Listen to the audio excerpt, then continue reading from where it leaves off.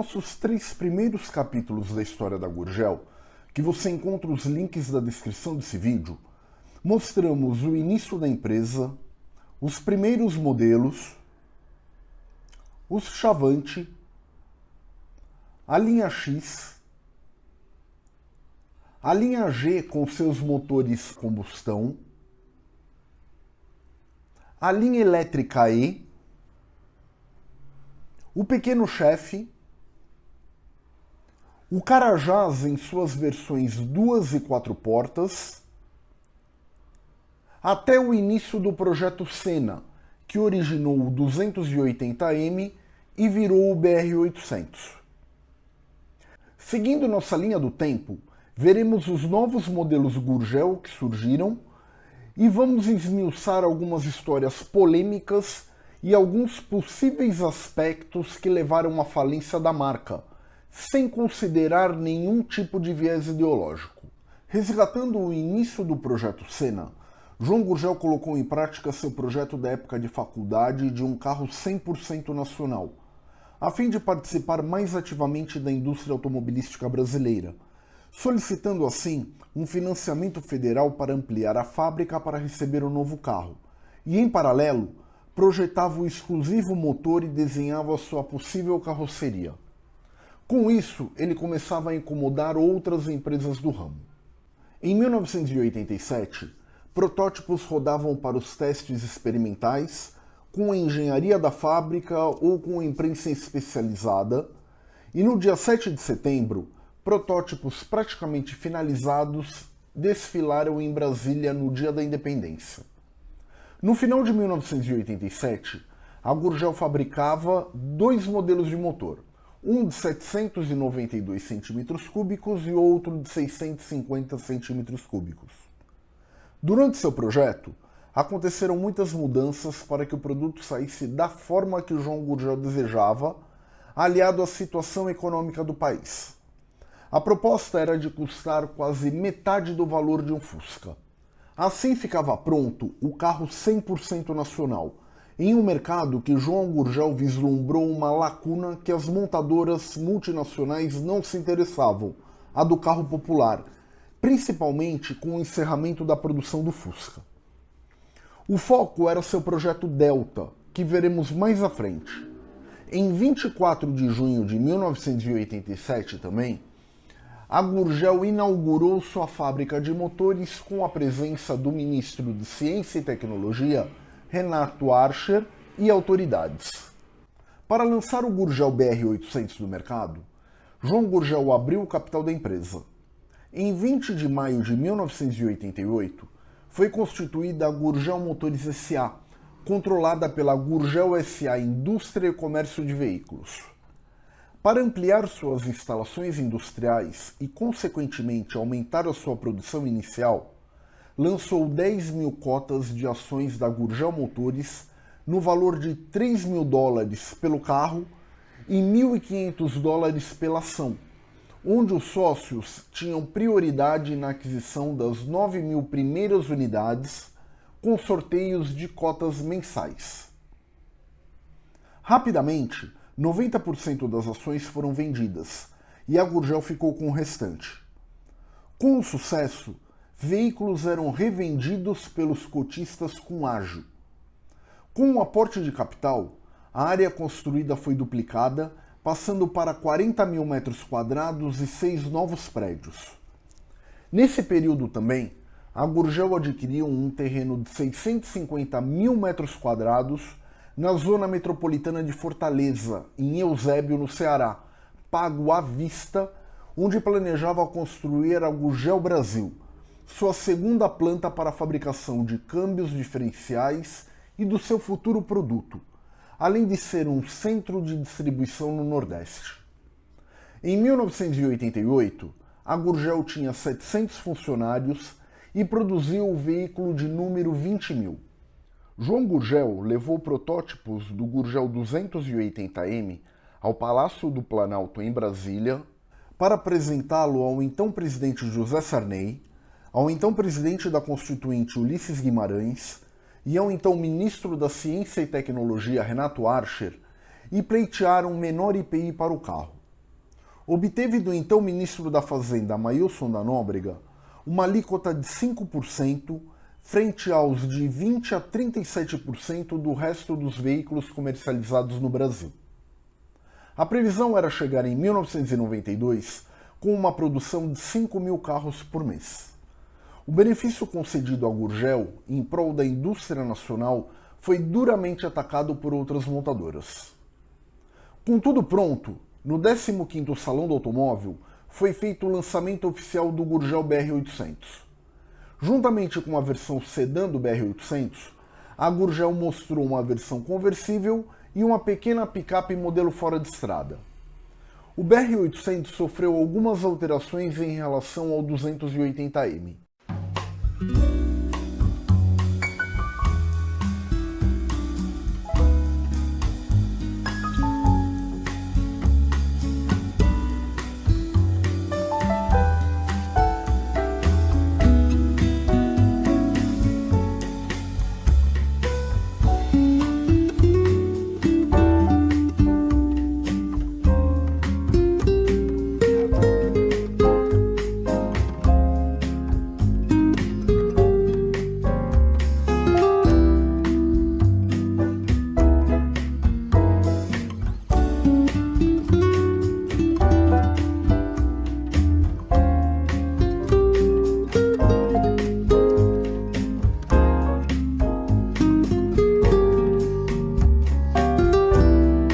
Leve e compacto, tinha a grade dianteira com desenho simétrico, vinha com maçanetas embutidas, semelhante às do Fiat Uno, colunas traseiras do tipo venezianas, janelas das portas dianteira correndo sobre trilhos, lanternas traseiras exclusivas, bancos em tecido estilizados, estepe embutido na traseira, rodas de aro 13 e vinha com brake light.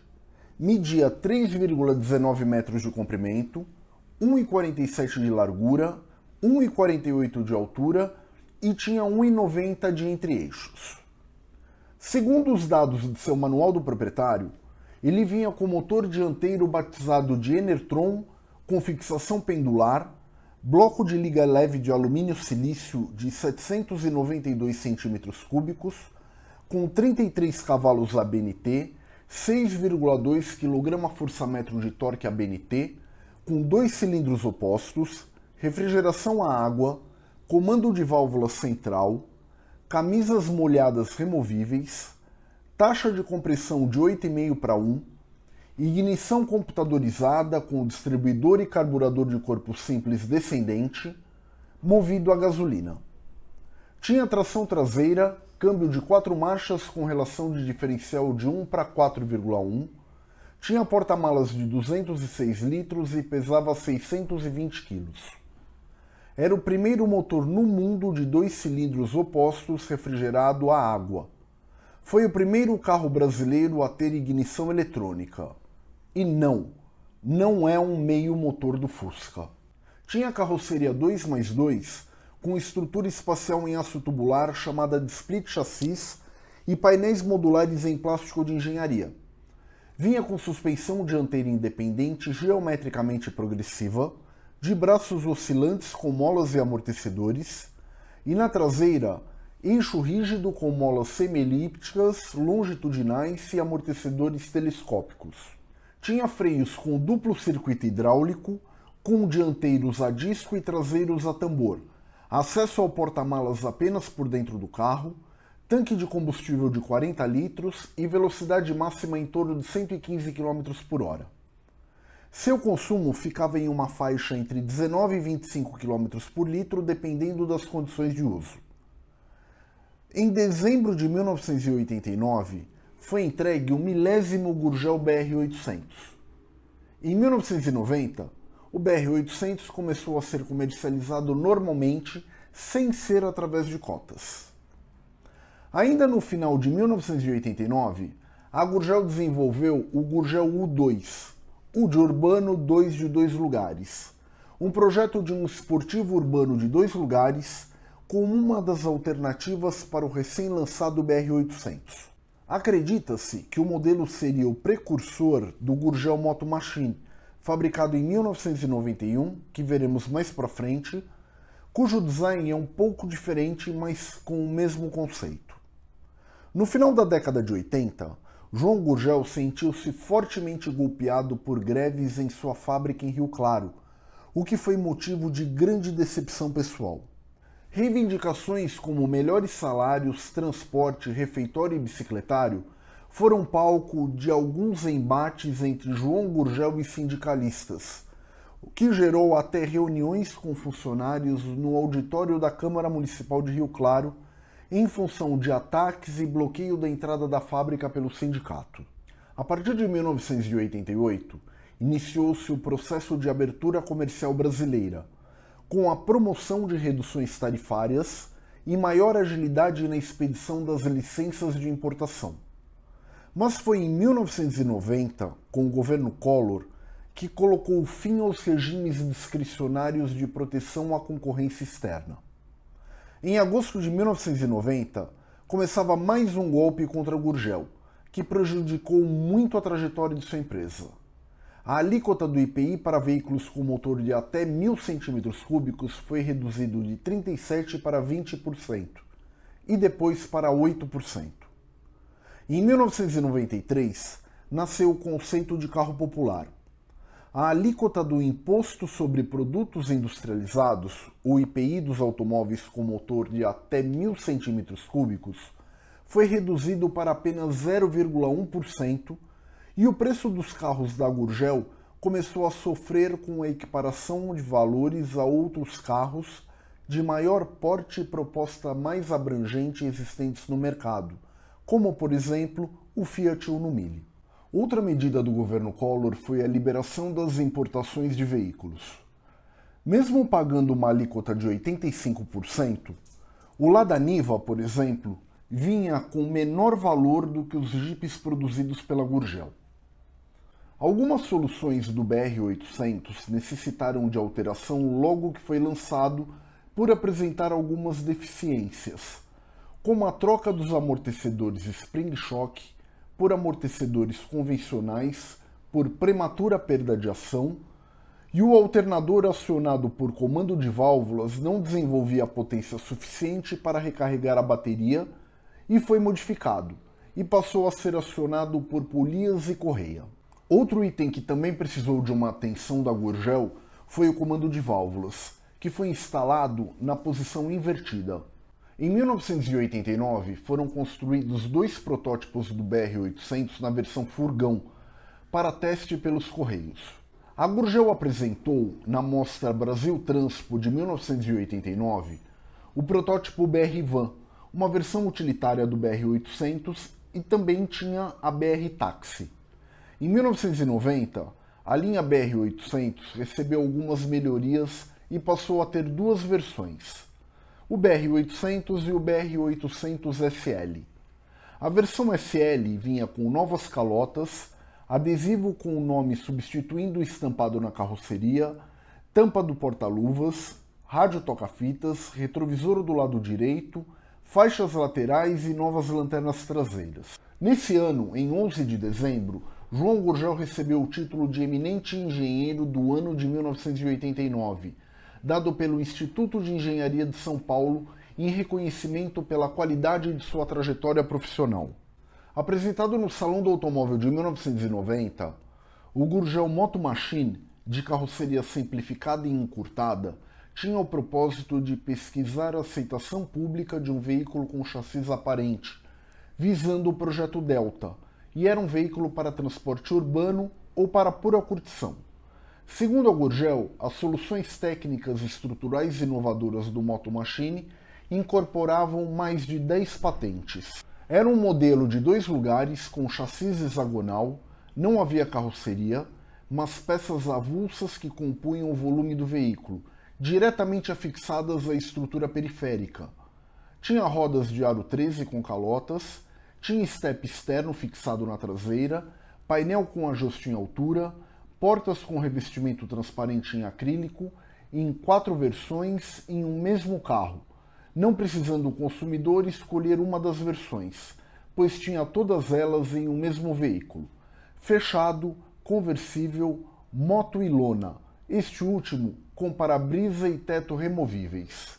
Tinha bancos revestidos em couro vermelho e rodas de liga leve como opcionais, e herdava a mecânica do BR-800.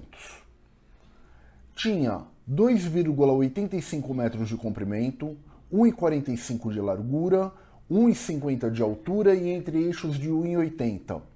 Restrita área para bagagem e o mesmo tanque de 40 litros do BR-800. O Gurgel Moto Machine estava disponível inicialmente apenas para os acionistas e o Gurgel BR-800 passou a ser vendido para o consumidor comum sem ser através de cotas. Em 1990, a fábrica de Rio Claro continuava a produzir o BR-800 ao ritmo de 250 carros por mês, para atender os compromissos com os cotistas. Para agilizar a produção, João Gurgel criou um sistema giratório de montagem com 6 braços, chamado de Rotamac, inaugurado em outubro, que permitia construir um automóvel a cada 20 minutos. O sistema envolvia os estágios finais de produção, como a aplicação dos componentes mecânicos e de acabamento.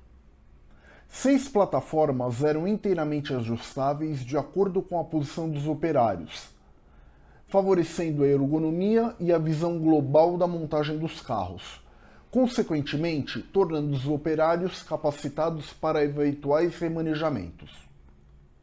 O Rotamac poderia ser inteiramente automatizado, dependendo apenas das necessidades da fábrica.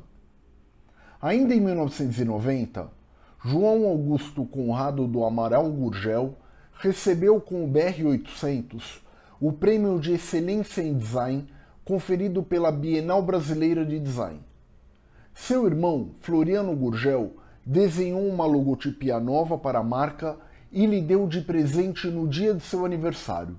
Para alguns, dono de uma personalidade centralizadora e forte, João Gurgel se envolveu em uma polêmica em relação ao Proálcool. Em 1990, em uma entrevista à revista Quatro Rodas, na edição de abril, fez críticas implacáveis à política energética do país. Nos anos 70, ele já criticava o álcool hidratado, dizendo que era um absurdo 120 milhões de brasileiros serem sacrificados para sustentar 200 usineiros. Ele argumentava que o custo do álcool era maior que o preço da gasolina e travava o preço da gasolina, pois precisava de subsídios porque o carro a álcool gastava mais combustível por quilômetro rodado que o carro a gasolina. Com isso, sempre que o petróleo subisse, o preço do álcool precisaria acompanhar, pois a usina de álcool era quase toda movida a diesel. O Brasil tinha uma sobra de gasolina e exportava para os Estados Unidos, o que fez João Gurgel enviar ao então presidente José Sarney um relatório propondo uma redução no preço da gasolina, o que consequentemente geraria uma redução em produtos e serviços que dependessem dela. Outro ponto que defendia era o uso das terras para a plantação de cana, que, ao invés de serem utilizadas com o foco na produção de álcool, deveriam ser utilizadas para produzir alimentos. Ele era favorável à substituição do álcool hidratado pelo álcool anidro, para o uso apenas como aditivo de gasolina, mesmo já tendo fabricado veículos usando motores movidos a álcool. Eu acho, Salomão, que o Proálcool, como eu previa, destruiu o país em 10 anos. Continuo com a minha posição e acho que se o governo não reformular, não redirecionar o Proálcool imediatamente, nós vamos ter, no ano de 91, um dos anos mais negros da nossa economia. Em 1991, a Gurgel ameaçava crescer e aparecer e se fazia uma ameaça real a outras montadoras, fazendo as pressões sobre ela aumentarem. Os bancos estatais Banespa e Banco do Estado do Ceará concederam novos empréstimos sem garantias a Gurgel.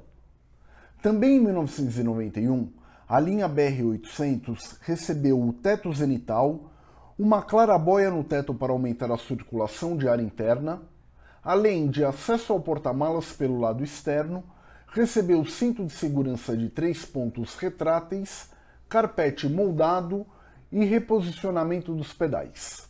Ainda em 1991, seguia a todo vapor as obras da planta da Gurgel em Eusébio, no Ceará. E para a importação de máquinas usadas da Citroën para a fabricação de componentes mecânicos, a então ministra da Economia, Zélia Cardoso de Mello, deu um despacho positivo para a efetivação da tratativa. Em Rio Claro, a produção continuava em 2 módulos fabris, onde um deles atendia à produção de BR-800 e outro atendia à produção dos utilitários X-12 Tocantins e do Carajás. Em 19 de dezembro de 1991, foi realizada a festa de apresentação da planta do Ceará. Era o primeiro polo automobilístico desconcentrado do sudeste do Brasil. Estrutura pronta, equipamentos para serem desencaixotados e contatos feitos com os fornecedores de matéria-prima. Foi criada também a Tecprom, empresa de desenvolvimento para viabilizar novos projetos de veículos populares. A festiva contou com a presença do ex-governador do Ceará, Tasso Gereissati, com quem João Gurgel havia iniciado as tratativas, o então governador do Ceará na época, Ciro Gomes, e representando o então governador de São Paulo na época, Luiz Antônio Fleury Filho, participou o então secretário da Ciência, Tecnologia e Desenvolvimento Econômico do Estado de São Paulo da época, Luiz Carlos Delben Leite. Ali foi assinado um protocolo de intenções garantindo irrestrito apoio ao projeto Gurgel Brasil a ser implantado no Nordeste, prevendo recursos de 185 milhões de dólares, prática comum na época feita pelas montadoras, sendo dividido em 50 milhões do governo paulista, 30 milhões do executivo cearense, 80 milhões do BNDES e 25 milhões da Sudene. Porém, algo de muito sério iria obstruir o caminho da Gurgel. Segundo o livro Gurgel, um sonho forjado em fibra, de Lelis Caldeira, o governo começava a dar sinais que não estava interessado em que o Brasil detivesse a tecnologia para a fabricação de automóveis, opinião que compactuou. Em 1991, o Banco do Estado do Ceará entrou no negócio, se apresentando como fiador de Gurgel no empréstimo do Banco do Nordeste.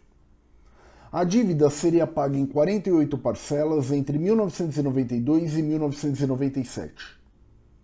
A Gurgel pagou as primeiras parcelas e, ao perder o apoio do Banco do Ceará, pois aguardava as verbas relativas ao protocolo de intenções, que não saíram, resolveu colocar os equipamentos da fábrica de Rio Claro como garantia.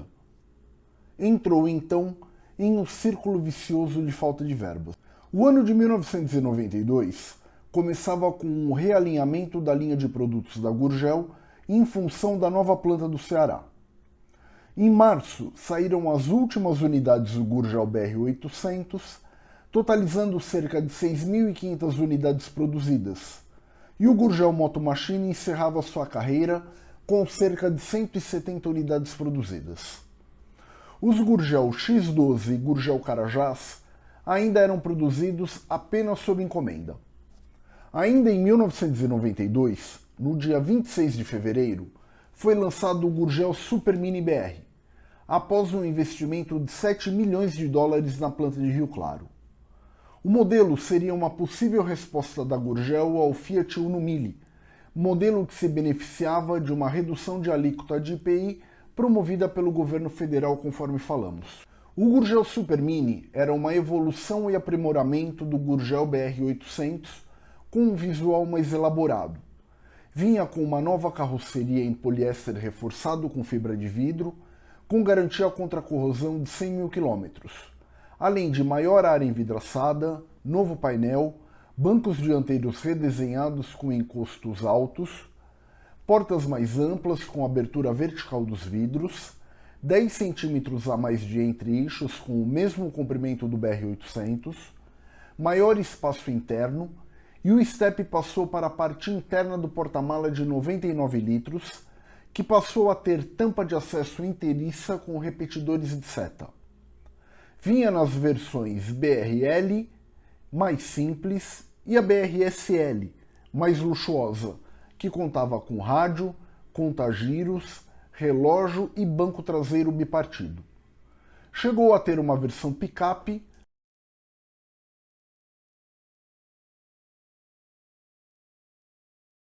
uma chamada de Super Patrol e uma super conversível. Vinha com o mesmo motor Enertron do BR-800, de 792 cm3, 2 cilindros opostos, disposto na horizontal, que teve o carburador simples recalibrado, passando a gerar 36 cavalos e 6,6 kgfm de torque, com um câmbio de 4 marchas importado da Argentina, e mantinha a bomba d'água acionada diretamente pelo comando de válvulas, independente da correia do alternador, além de ignição direta sem distribuidor, com o impulso vindo do volante do motor. Em 1992, o Gurgel Supermini vendeu uma média de 200 carros por mês, sendo entregues cerca de 1.500 unidades nesse ano. Aos poucos, a Gurgel começava a incomodar as grandes marcas do mercado, fosse com os sistemas de produção e desenvolvimento ou com as vendas, mesmo que tímidas.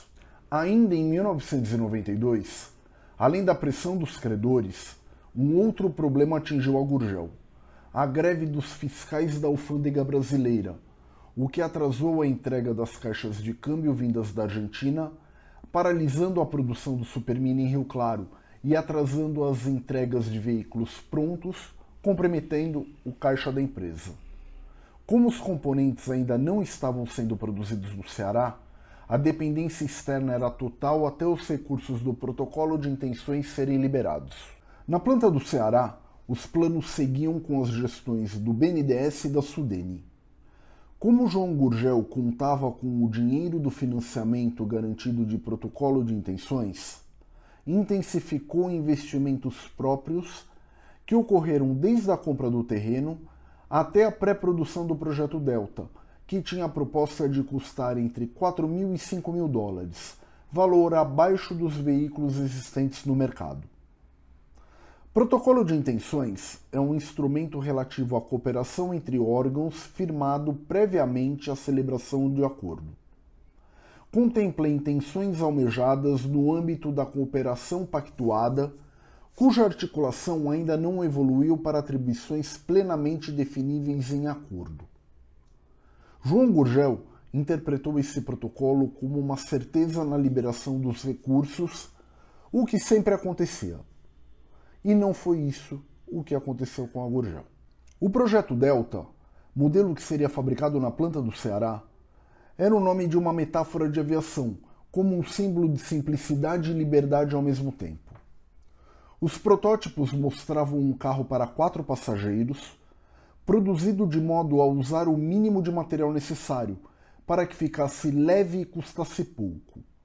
O Delta pesava 550 kg e tinha um motor Enertron de 2 cilindros contrapostos, com a potência de 36 cavalos como no Supermini, refrigerado a água com fixação pendular, câmbio de 4 marchas que seria produzido pela própria Gurgel no Ceará, com tração traseira como qualquer Gurgel. O chassi do Delta era como uma célula de sobrevivência. De aço, eram unidas por tubos de torque, o que criava uma estrutura espacial de alta resistência, onde eram presas as partes que compunham a carroceria. Isso permitia que o carro pudesse ganhar diversas configurações diferentes: conversível, com capota fechada, sedã, perua e picape. A ideia era vender o chassi e componentes do Delta como uma espécie de franquia. Como a Gurgel havia arcado com grande parte dos investimentos antes do recebimento dos recursos, acabou se descapitalizando.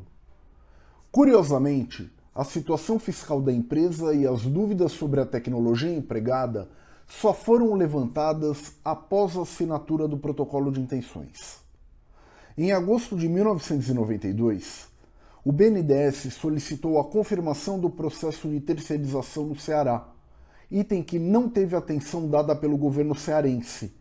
E como não teve essa confirmação do apoio do governo paulista e do governo cearense, suspendeu sua participação. Aí começava a aumentar a bola de neve contra a Gurgel, me enchendo em uma área muito sensível, a financeira.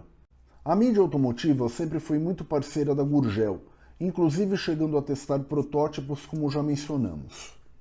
Em dezembro de 1992, João Gurgel concedeu uma entrevista à revista Quatro Rodas, onde falou sobre o futuro que vislumbrava para a Gurgel no Ceará, sobre os moldes do projeto Delta feitos pela Carmanguia, sobre o mercado internacional, sobre o embate com a Embraer com o nome Chavante utilizado em seus carros, o sentimento patriótico dos acionistas e do próprio Gurgel e o aguardo do financiamento da Sudene.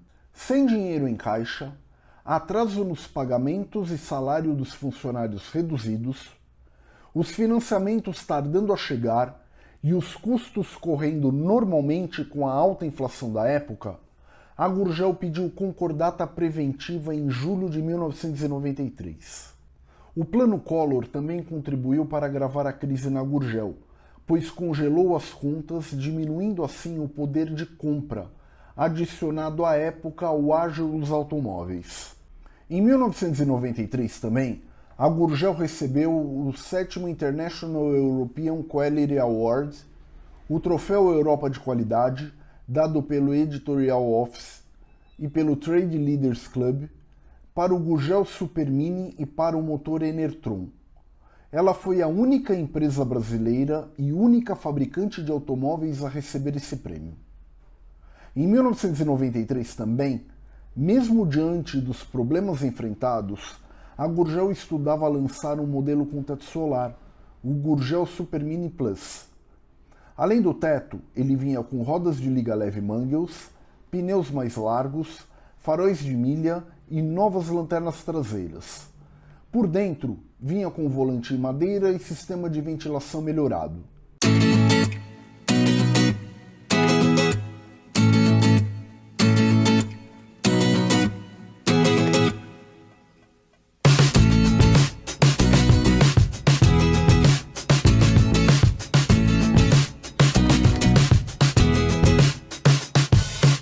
De acordo com os fatos contados na época por João Gurgel, com a retirada do apoio financeiro por parte do governo Ciro Gomes do Ceará, ele então procurou o apoio no governo paulista de Luiz Antônio Fleury Filho, que solicitou uma reformulação no projeto para apoiar a realocação da fábrica de Eusébio para Rio Claro. O problema foi que a Gurgel estava deficitária, o que dificilmente faria alguém atender uma solicitação de financiamento, pois não teria garantias. Mesmo assim, em 1993, o Banespa ofereceu um empréstimo da ordem de 20 milhões para a Gurgel, que acreditou se tratar de um adiantamento de sua proposta de 40 milhões.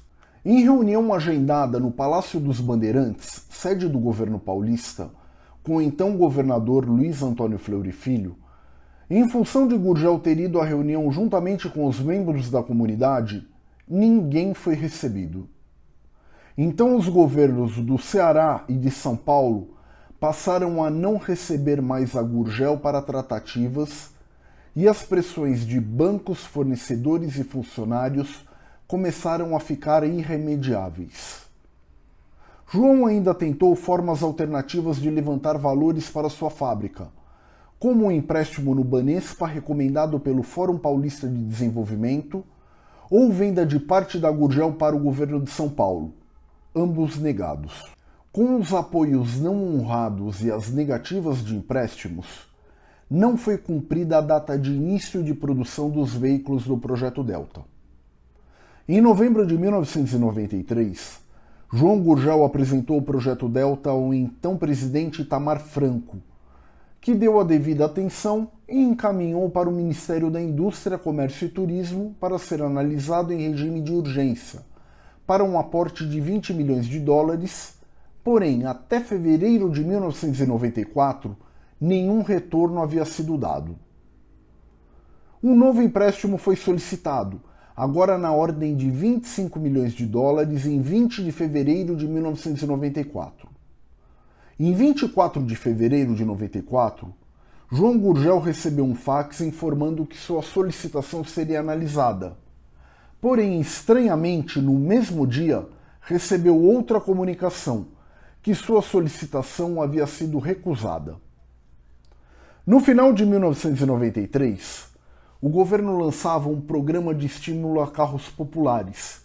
Inclusive, o então presidente Itamar Franco teve conversas diretas com dirigentes da Volkswagen do Brasil para estímulo do retorno da produção do Fusca, o que também prejudicou a Gurgel, pois reduziu as alíquotas de impostos, conforme já falamos. Algumas decisões do governo federal e da Justiça de Rio Claro deixaram dúvidas em relação ao interesse em auxiliar a Gurgel, a única montadora brasileira de automóveis na época, a retomar o seu fôlego, o que levou o juiz de direito da Terceira Vara de Rio Claro decretar sua falência em 1994, que em apenas 4 horas foi revertida em função de falhas do processo. Mas mesmo com essa vitória para a Gurgel, a empresa já não tinha mais fôlego para negociações envolvendo dinheiro e teve a resposta negativa da solicitação de empréstimo feita para o governo federal. Apesar de tudo o que estava acontecendo, João Gurgel não parou de desenvolver novos projetos. Em 1995, saíram os últimos Gurgel Super Mini e foi apresentada uma série de veículos da família Super Mini. Uma versão perua, com teto solar de lona e vidros traseiros em formato oval, chamado Gurgel Super Mini BR SLX. Uma versão com equipamentos off-road, com itens como quebra-mato, pneus lameiros e bagageiro, chamado de Gurgel Super Mini Cross. E uma versão aventureira do BR SLX, chamado de Gurgel Super Cross, com aparência mais robusta, maior altura livre do solo, rodas de liga leve Mangels, acionamento elétrico do vidro traseiro e tinha como opcional o câmbio Dual Track, que tinha engate das marchas com reduzida. Diferente das outras versões, o Supercross não tinha capota de lona no teto e vinha equipado com rodas de aço estampado, calçadas com pneus Pirelli Cinturato MS35. A suspensão dianteira era independente, com molas helicoidais e amortecedores telescópicos de dupla ação, geometricamente progressiva. Já a traseira vinha com o sistema Leaf Coil, onde as lâminas paralelas de aço, além de absorverem o torque do diferencial, trabalhavam também como um sistema estabilizador, e era patenteada pela Gurgel. A Gurgel chegou a fazer uma versão para o uso militar do Supercross, também apresentado no Salão do Automóvel de 1992, equipado com faróis de milha acoplados a um quebra-mato, e tanto o Supercross como a versão militar não entraram em linha de produção para priorizar o... Também surgiu o protótipo do Gurgel Super 1000, que era mais um projeto urbano baseado no Super Mini, com motor de 1000 cm3 desenvolvido pela própria Gurgel através da Tecprom. Em 1995, saíram da linha de montagem de Rio Claro os últimos Gurgel X12 Tocantins, utilizando o motor Volkswagen 1600 do recém-lançado Fusca de 94, e foi apresentado em junho o último protótipo desenvolvido pela Gurgel, o Gurgel Motor 4, construído sobre o chassi de duplo hexágono do Delta, não tinha capota, portas ou qualquer outra proteção lateral. O para-brisa era oval e utilizava o motor Enertron. Tinha posição de dirigir parecido com o de uma moto, capacidade para 2 pessoas, painel apenas com velocímetro e luzes espia, e a Gurgel pretendia comercializar no mercado chinês como opção de substituição aos rickshaws, as bicicletas de 2 passageiros de lá. Em 1995, reclamações surgiam em relação aos produtos Gurgel com frequência, o que corroborou com os problemas financeiros. A revista Quatro Rodas fez um teste de longa duração com o Gurgel Super Mini e o reprovou no teste. Os funcionários que haviam aceitado receber os salários atrasados de forma parcelada entraram com ações trabalhistas, acabando por criar um cenário que levou a fábrica a pedir sua autofalência. De 1.200 funcionários que chegou a ter, ficaram apenas 30 em uma tentativa até o último momento de reverter a situação. Em 1996, foi decretada a falência definitiva da Gurgel. O patrimônio foi transformado em massa falida para o pagamento de dívidas. De 1996 a 2007, 6 leilões foram realizados sem sucesso. Na busca de soluções para a empresa, os trabalhadores, assessorados pelo DIEESE, propuseram compartilhar a administração da Gurgel como forma de salvá-la. E também um conjunto de concessionários iniciou gestões para a retomada da produção, mas não foram efetivadas ambas as propostas. Após a falência definitiva, a fábrica foi lacrada e ficou abandonada. Administradas pela massa falida, as instalações da Gurgel foram sendo metodicamente depredadas e saqueadas ao longo dos anos, talvez com a intenção de transformá-la em sucata com propósito comercial futuro. As tristes imagens a seguir foram feitas por Paulo Sérgio Malamã em 2001 e está no site Autoentusiastas, em uma visita autorizada ao local, e pela revista Oficina Mecânica, de maio de 2004. Inclusive, teve 2 vigias assassinados por ladrões nesse período. Em 2001, existiam mais de 30 boletins de ocorrência relatando furtos e roubos nas dependências da Gurgel em Rio Claro. No início, os furtos eram pequenos, de fio de cobre e pequenas ferramentas. Depois, os assaltantes passaram a chegar de caminhão para levar maquinário pesado. O patrimônio, que em 1989 chegou a ser avaliado em 200 milhões de reais, perdeu substancialmente seu valor. E em 11 de julho de 2007, a massa falida foi arrematada por quase 16 milhões de reais, valor que não cobriu nem as dívidas trabalhistas de 28 milhões de reais de 750 ex-funcionários, e o local virou um condomínio industrial. A empresa deixou dívidas de mais de 280 milhões de reais e hoje, segundo o site Jus Brasil, ainda está relacionada a 208 processos.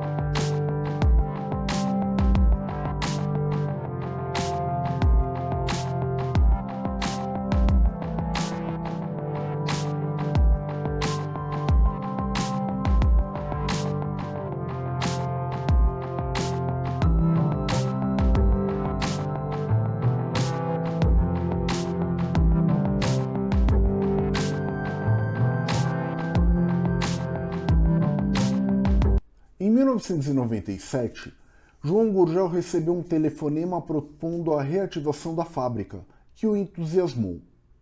Era Ike Batista marcando uma reunião em seu escritório no Rio de Janeiro.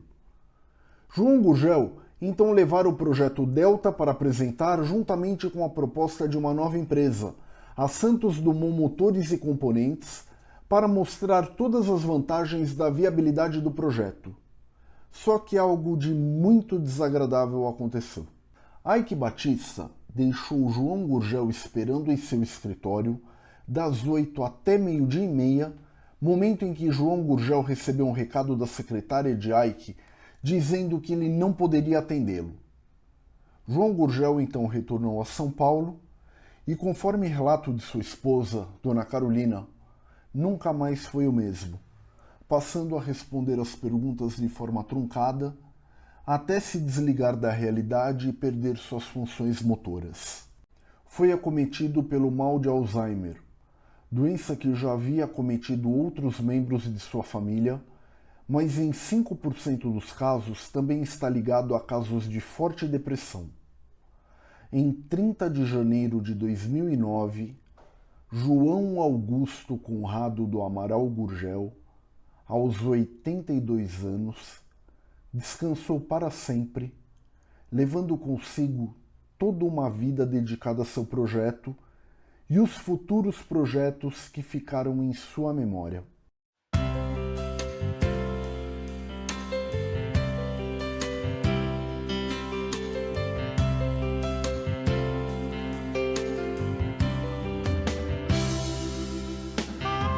Em 2004, apareceu um empresário que descobriu no site do INPE que a marca Gurgel estava extinta e sem dono desde 2003, com seu registro expirado, e não havia sido renovado, sem nenhum impedimento a um novo registro. Foi quando o empresário Paulo Emílio Freire Lemos, em uma manobra questionável, registrou em seu nome a marca e o logo Gurgel por apenas R$ 850. Ele arrematou itens no leilão da massa falida com a proposta de produzir veículos Gurgel, o que nunca aconteceu até hoje, e iniciou as atividades trabalhando com veículos industriais importados da China, e chegou a montar um protótipo de Gurgel. A atual Gurgel nada tem a ver com a Gurgel Motores SA, sendo apenas o uso da mesma marca, o que não pode ser confundido. E inclusive foi moralmente condenado pela família de João Gurgel, o que, por outro lado, mostrou a força do nome Gurgel. Não é fácil querer representar uma empresa que teve 27 anos de atuação no mercado, produziu cerca de 43 mil unidades de veículos com diversas inovações, criou o primeiro carro elétrico e o primeiro carro 100% nacional e exportou para mais de 40 países. Segundo a matéria de Renato Fonseca, do site TurboWay, o terreno da fábrica do Ceará até hoje não foi vendido. O terreno, com cerca de 20 mil metros quadrados, está em uma área que mais se valoriza em Eusébio. Tem hoje como vizinhos grandes indústrias como a Adria e a Piraquê. É o último bem de valor em nome da empresa que será leiloado para ainda saldar dívidas trabalhistas. Esse foi o fim da Gurgel. Uma história que perdeu o embate para a força política das montadoras multinacionais e para o jogo político dos governos que não mostraram interesse em continuar a apoiar a tecnologia nacional, assim como aconteceu com a indústria brasileira de automóveis Presidente, a IBAP de Nelson Fernandes. Sua estrutura física desapareceu, mas a herança de sua história, a saga e a força de seu criador, que não era um sonhador e sim um brasileiro nacionalista, empreendedor e à frente de seu tempo, seguirá por muitos anos. Hoje em dia, a memória Gurgel é guardada através de diversos grupos e clubes que realizam passeios e têm atividades diversas envolvendo veículos Gurgel, como os clubes da Regional Gurgel Nordeste, como o Gurgel Guerreiro Ceará, o Gurgel Alagoas Off-Road, o Gurgel Pernambuco Guerreiros de Fibra, Gurgel Paraíba, o Guerreiros Fora de Estrada Bahia, Clube do Gurgel de Natal, o Clube do Gurgel Maranhão e o Gurgel Cabra da Peste do Pernambuco.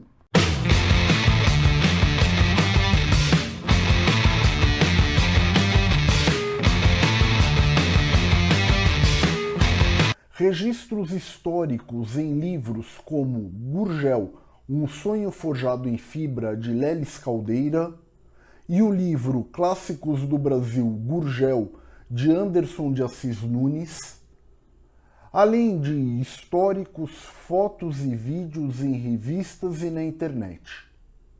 O legado da Gurgel segue com respeito e carinho.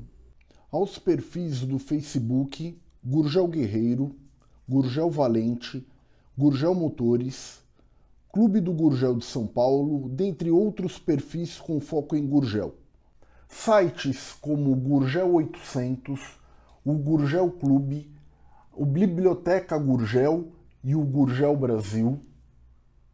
Admiradores e colecionadores que conservam e guardam verdadeiras relíquias em perfeito estado de conservação.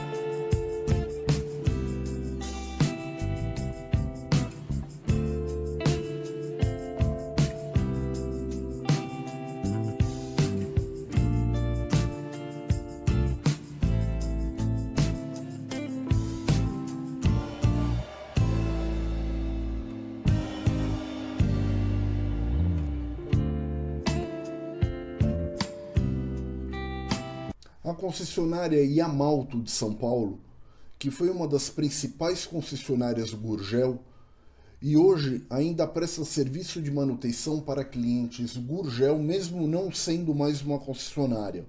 Talvez uma maior habilidade política ficando com um pé atrás em situações pontuais, além de fazer vistas grossas às sujeiras em determinadas negociações, tivessem dado um rumo diferente a Gurgel.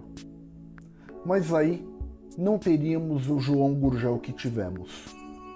E podemos dizer que sim, o Brasil já teve um carro 100% nacional, que foi um Gurgel.